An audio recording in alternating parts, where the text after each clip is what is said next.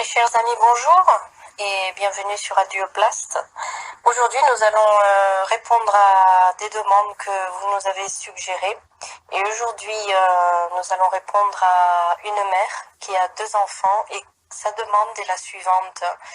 Pendant la tribulation, qu'est-ce que mes enfants et moi allons devenir? Allons-nous être protégés, mes enfants et moi? Et nous donnons bien sûr le bonjour et la bienvenue à notre cher frère Joseph. Et Joseph qui nous accueille avec son bonjour réciproque et qui demande d'où écrit cette jeune mère. Et elle nous écrit d'Italie. Et nous demandons à notre cher frère Joseph, qu'est-ce que la tribulation en 2 paroles? Et notre frère Joseph nous répond que la tribulation, nous allons mieux le voir dans l'évangile de Lucas au chapitre 21. Dans la Bible, nous lisons. Et dans le chapitre donc 21 de Lucas, à partir du verset 12, nous pouvons lire. Mais avant tout cela, on mettra la main sur vous et l'on vous persécutera, et on vous livrera aux synagogues, et on vous jettera en prison. On vous traînera devant les rois et devant des gouverneurs à cause de mon nom. Et nous continuons du verset 12 jusqu'au verset 24. Cela vous donnera une occasion de témoignage. Mettez-vous donc dans l'esprit de ne pas préparer votre défense, car je vous donnerai des paroles et une sagesse telle qu'aucun de vos adversaires ne pourra s'y opposer, ni les contredire. Vous serez trahis même par vos parents, par vos frères et par vos proches, par vos amis, et on vous fera mourir plusieurs d'entre vous. Vous serez détestés de tous à cause de mon nom. Mais pas un seul cheveu de votre tête ne sera perdu. Par votre persévérance, vous sauverez votre âme. Lorsque vous verrez Jérusalem encerclée par des armées, sachez que sa destruction est proche. Alors que ceux qui seront en Judée s'enfuient dans les montagnes, que ceux qui seront à l'intérieur de Jérusalem en sortent, et que ceux qui seront dans les champs n'entrent pas dans la ville. Car ce seront des jours de vengeance, où s'accomplira tout ce qui est écrit. Malheur aux femmes qui seront enceintes et à celles qui allaiteront durant ces jours-là, car il y aura une grande détresse dans le pays et de la colère contre ce peuple. Ils tomberont sous le tranchant de l'épée, ils seront emmenés prisonniers dans toutes les nations et Jérusalem sera piétinée par des non-juifs jusqu'à ce que la période accordée aux nations prenne fin. Amen. Et donc là, on comprend bien ce qu'est la tribulation. C'est cette terrible période de l'Antichrist quand il va monter et qui va commencer à persécuter tous les chrétiens. Et donc toutes les prophéties de la Bible démontrent que nous sommes vraiment dans les temps de la fin et que la persécution, la tribulation est proche, arrive.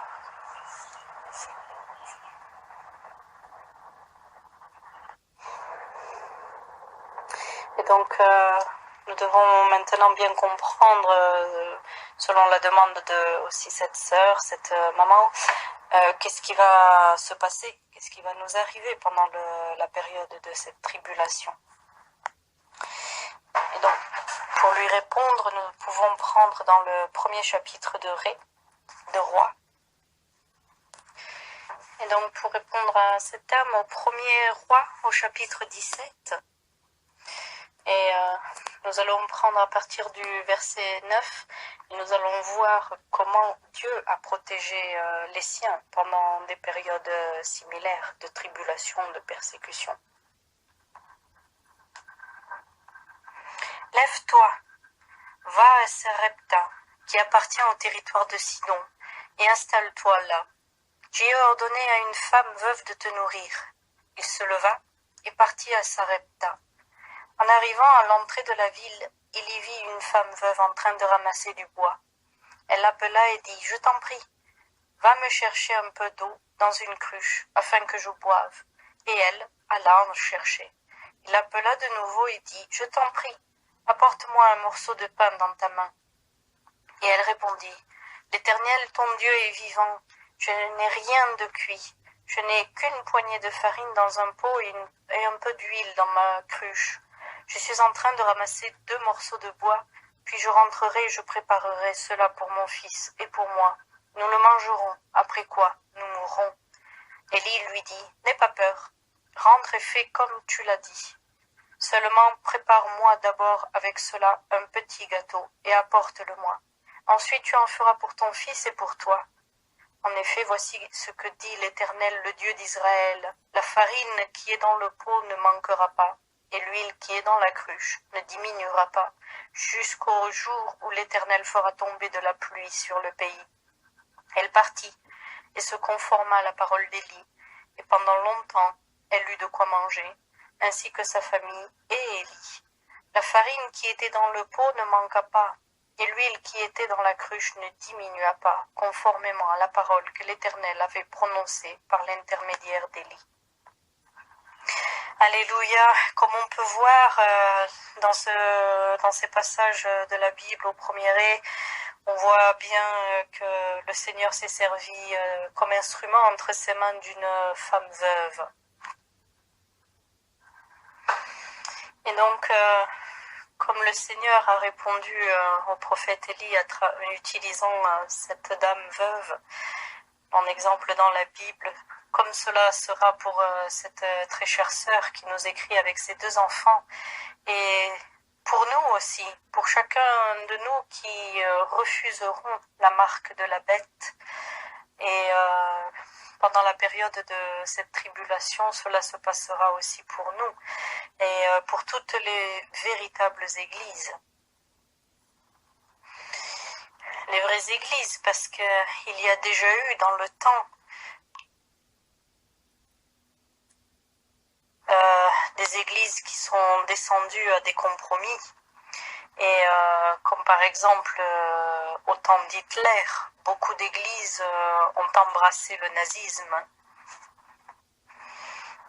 En Allemagne, beaucoup d'églises à ces temps-là ont pris le marque de Hitler.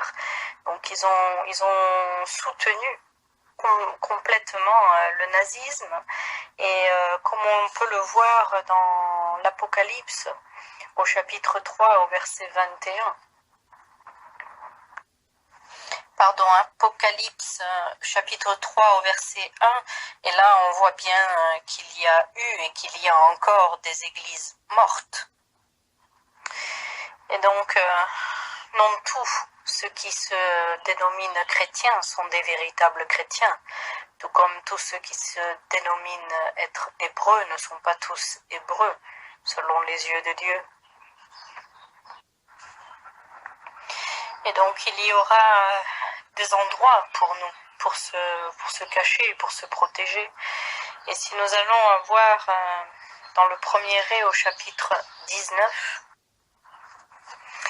et donc on voit là le prophète Élie qui combat spirituellement avec le Seigneur, et nous lisons au verset 18 du chapitre 19 du premier ré. Mais je vais laisser en Israël 7000 hommes. Ce sont tous ceux qui n'ont pas plié les genoux devant Baal et dont la bouche ne l'a pas embrassé. Nous pouvons aussi lire au chapitre 18 des premiers rois, et nous voyons que le Seigneur se réserve pour lui-même des fidèles, ceux qui veulent vraiment le suivre. Et donc au premier ré, chapitre 18, versets 3 et 4, quant à Achab, il fit appeler Abdias, le chef de son palais. Or Abdias craignait beaucoup l'Éternel. Lorsque Jazabel avait exterminé les prophètes de l'Éternel, il avait pris 100 prophètes et les avait cachés par groupe de 50 dans des grottes, où il les avait nourris de pain et d'eau. Et donc de la même manière, dans nos temps, on survivra de la même manière, un majordome ici, une femme veuve de là-bas, de la même manière. Dieu nous protégera, il a déjà son plan préparé comme à ses temps. Notre devoir, c'est de se cacher, de se protéger en se cachant. Et nous les voyons aussi dans le chapitre 12 de l'Apocalypse, qui parle vraiment de la femme qui va se cacher dans le désert. Et en fait, cette femme dans le désert, qui est l'épouse de Christ, qui se cache pendant 1260 jours. Mais la question, c'est où se cacher? En fait, c'est à chacun de le découvrir à travers la prière personnellement et par l'Esprit de Dieu qui se révélera à nous. Et en fait, dans l'Apocalypse, chapitre 12, du verset 6 et le verset 14, on voit bien que la femme dans le désert qui est très symbolique et qui représente plusieurs figures comme Marie, la mère biologique sur terre de Jésus, mais aussi Ève, l'épouse de Adam, la première femme, mais aussi l'épouse de Christ, qui est la vraie Église. Et elle vient complètement protégée pendant 1260 jours. C'est vraiment la période de la persécution. Et on le voit aussi dans l'Apocalypse 14 au verset 15. Ou dans l'Apocalypse au verset 13, verset 5. Et alors donc la demande de cette sœur qui demande est-ce qu'elle sera protégée avec ses enfants, la réponse tout simplement est de se cacher. Mais c'est aussi d'écouter la voix de Dieu nous parler, parce qu'il nous révélera où aller, mais aussi avec qui aller. Il nous mettra devant notre chemin les vrais frères, les vraies sœurs. Se cacher, cela ne signifie pas forcément d'être isolé totalement, d'être tout seul. Non, au contraire, on voit dans la Bible plusieurs exemples qui se rassemblaient entre vrais frères et sœurs. Ils étaient par centaines et des fois même par milliers ensemble. Et tout fonctionne aussi par la foi, parce que qu'est-ce qu'on mangera, qu'est-ce qu'on boira, et Dieu pourvoira, Dieu multipliera, comme il a fait pour le peuple hébreu, la manne descendait du ciel.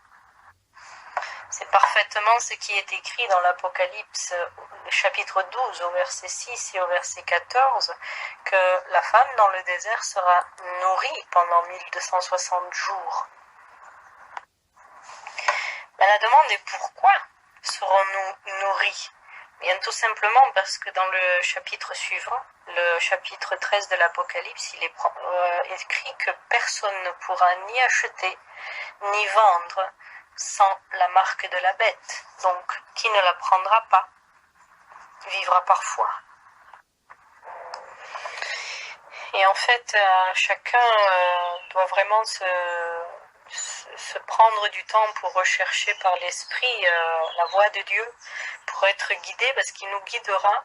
Il y a un lieu pour chacun, et dispersé partout dans le monde, et parce que nous devons fuir à ce gouvernement satanique de l'Antichrist,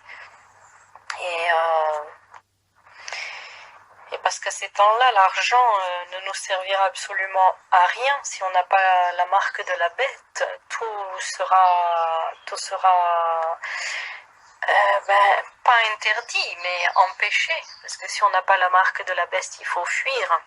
Et moi, je conseille de sortir des zones du nouvel ordre mondial, qui est principalement le premier lieu et l'Amérique, les États-Unis d'Amérique, et le second c'est l'Europe entière. Pour le moment, l'Europe semble être plus tranquille que l'Amérique, mais elle va devenir pire, ça va s'aggraver, parce que rappelons-nous que c'est de l'Europe que va surgir l'Antichrist. Et on le trouve écrit dans Daniel au chapitre 7, c'est une prophétie. Et même au chapitre 17 de Daniel, qu'il y a 10 nations qui vont soutenir l'Antichrist. Les 10 nations sont représentées dans la Bible, dans la prophétie de Daniel, par les 10 cornes. C'est ce que ma famille et moi avons fait quelques années en arrière. Nous sommes partis de l'Europe Mon endroit, pour le moment, c'est l'Amérique du Sud et côté évangélisation, côté tranquillité, pour le moment, nous nous trouvons vraiment bien. Et nous voyons bien, le gouvernement, au moins depuis 2014, que tout change et que tous les ordres, jusqu'à les ordres, les forces de l'ordre, petit à petit, c'est en train de tout changer. Bientôt, il n'y aura plus de gendarmes, mais il est en train de s'organiser la Gen Force, et c'est une nouvelle unité européenne que vont embrasser toute l'Europe. Ce sera une nouvelle force qui remplacera police, gendarmerie, etc. Et en fait, cette Gen Force, elle va vraiment embrasser sous ordre de l'Antichrist, en fait. Elle va vraiment avoir les attitudes et l'esprit des nazistes, comme à l'époque de Hitler. Pour l'instant, nous voyons bien que les gendarmes, les policiers sont encore assez doux, assez tranquilles, compréhensifs, mais tout ceci va très prochainement changer. Mais pour qui voyage, nous sommes déjà allés plusieurs fois en Autriche, en Allemagne, et qui est déjà allé pourra confirmer que les mentalités sont bien diverses. Elles sont encore très nazistes pour beaucoup d'entre elles, et il y a des cas comme en Autriche où les policiers cherchant des personnes se sont mis à frapper de porte en porte. Une personne qui a ouvert, voyant que c'était la police, elle a paniqué, elle a refermé la porte, et l'attitude de la police a été de défoncer la porte, et ils ont tiré sur cette personne en le tuant. Et donc ce genre de mentalité, ce genre de policier est en train de se former en Europe totale. Et donc toute nation mélangée. Et donc si on s'attend à avoir des policiers en France qui vont nous parler parfaitement français, on se trompe, parce que ce seront des policiers européens. Ils peuvent venir de n'importe quelle nation de l'Europe. Il arrive, oui, des périodes de ténèbres, il arrive des périodes terribles pour l'Europe, mais pour l'Amérique aussi. Et tout ceci est prophétie et ça doit s'accomplir. Et donc, moi, je conseille vivement d'en sortir de l'Europe pour qui peut. Et donc, pour ceux qui ne peuvent pas sortir de l'Europe, moi, je vous conseille vivement de vous mettre à genoux et de rechercher vraiment la parole, la voix, l'Esprit de Dieu pour être guidé, parce qu'il vous guidera, il nous guidera, et parce que qui sera en France, qui sera en Italie, qui sera dans le reste de l'Europe, qui ne peut pas sortir, alors il faut vraiment chercher l'Esprit de Dieu, être guidé par lui à travers la parole et la prière. Parce que l'Esprit de Dieu vous guidera l'endroit où vous devez aller, mais aussi avec qui vous devez aller, les personnes aussi. Ça ne veut pas dire que nous devons rester tout seuls. Et attention à ne pas rejoindre ces fausses églises endormies. Nous le voyons déjà que beaucoup d'églises chrétiennes sont tombées. Elles perçoivent le pourcentage des taxes, des fiscalités à la fin de l'année pour pouvoir avoir le droit de construire leurs églises. Et beaucoup d'entre elles vont tomber, elles vont prendre la marque de la bête. Donc attention, il faut sortir aussi de ces fausses églises. Parce que malheureusement, ces églises, elles sont infestées de faux prêtres, de faux pasteurs, de faux évêques, etc. Parce qu'après tout, ils ont tout simplement comme intérêt, leur propre intérêt, de recevoir les offertes, de recevoir les dîmes, de se gonfler et se remplir le ventre. et ils en oublient de prendre soin de leurs brebis. Et allons voir dans le livre d'Ézéchiel au chapitre 34. Donc nous pouvons le lire tout entier, le chapitre 34 d'Ézéchiel, parce qu'il parle vraiment de tout ceci. Et donc pour conclure, nous devons chercher et suivre la volonté de Dieu. Parce que le Seigneur nous protégera, il fera sa part, mais nous devons le rechercher. Ce sera pareillement comme au temps des Hébreux, sous le temps des nazistes. Les plus sages qui ont toujours recherché la parole de Dieu et à écouter sa voix et suivre l'Esprit de Dieu, quand ils ont à peine vu les nuages, on peut dire, devenir plus sombres, quand l'air se faisait de plus en plus, on va dire, dur pour eux, eh bien beaucoup d'Hébreux, avant de tomber sous le nazisme, ils sont partis de l'Allemagne, guidés par l'Esprit.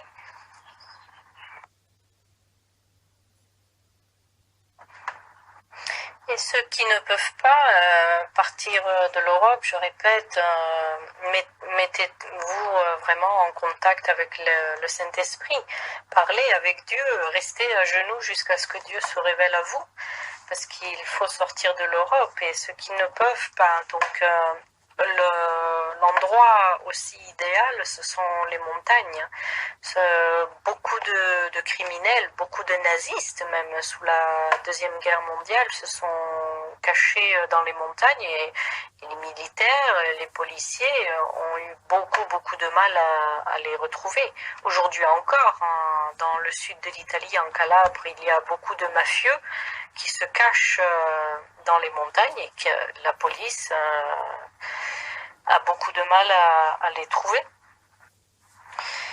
Parce qu'attention que ces futurs policiers seront sous les ordres de l'Antichrist, et donc sous un gouvernement vraiment possédé par Satan lui-même. Et donc si des criminels réussissent à se cacher, alors à plus forte raison, les enfants de Dieu doivent trouver leur endroit. Dans Ésaïe, au chapitre 26, le verset 20 et 21, il dit « Va, mon peuple, entre dans tes appartements et ferme tes portes derrière toi. Cache-toi pour un petit moment, jusqu'à ce que la colère soit passée. En effet, voici que l'Éternel sort de sa résidence pour punir la faute des habitants de la terre. La terre dévoilera ses crimes, elle ne couvrira plus ses victimes. » Au verset 20, il parle complètement de la tribulation, alors qu'au verset 21, il parle déjà de l'Armageddon, quand Dieu punira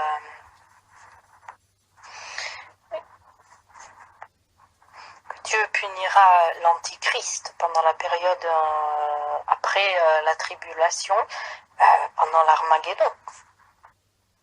Comme au verset 20, il est écrit « Cache-toi pour un petit moment », ce sont les 1260 jours, 3 ans et demi. Et Dieu le permet tout simplement parce que Dieu doit séparer les vrais chrétiens et des faux. Parce que malheureusement, il y a vraiment beaucoup de faux frères, même assis à nos côtés le dimanche matin. Ils sont présents en disant Alléluia, Alléluia, en chantant des cantiques, en priant, mais quand il s'agit d'aller aider ou de servir le Seigneur, il n'y a plus personne. Mais le Seigneur veut son épouse active. Ce sont ceux qui évangélisent, ce sont ceux qui prennent soin les uns des autres, comme il est écrit, aimez-vous les uns les autres. Et pour évangéliser, il n'y a besoin d'aucun diplôme, aucun cours biblique. Il suffit tout simplement, oui, bien sûr, de se mettre à lire et étudier un petit peu la parole de Dieu, c'est normal. Et c'est en évangélisant, c'est en pratiquant que la connaissance augmente. Amen. Nous te remercions, frère Joseph, et que Dieu nous aide Dieu nous aide pendant ces temps de la tribulation qui vont venir, ces temps terribles. Eh bien, au nom même de cette sœur qui nous a écrit, nous te remercions et préparons-nous, prions et préparons-nous pour ces temps difficiles. Et moi, je répète, frère Joseph, ceux qui ne peuvent pas sortir de l'Europe, il faut vous préparer, il faut vous mettre à genoux et rechercher vraiment l'Esprit de Dieu pour savoir où est votre endroit. Mettez-vous sur les montagnes, auprès d'un ruisseau, pour pouvoir survivre et pourquoi pas faire aussi des petites réserves de riz, etc. Et ce sera aussi comme au temps de Noé. Beaucoup ont ri de Noé, mais alors qu'il se préparait pour vraiment un grand déluge. Et nous, ce sera la même chose. Beaucoup de personnes se moqueront, donc il est sage aussi de se cacher. Et attention aux grandes villes, parce que quand il y aura ces bombes atomiques, tout sera dégradé. Même l'eau ne sera plus potable. Attention à ces temps très difficiles, parce que l'homme deviendra et devient notre pire ennemi, parce qu'il en est même capable de devenir cannibale par manquance de nourriture. Donc il sera même capable de tuer pour un bout de pain. Donc soyons sages et soyons préparés dans un endroit où le Seigneur nous guidera. Amen. Et Dieu vous bénit à tous.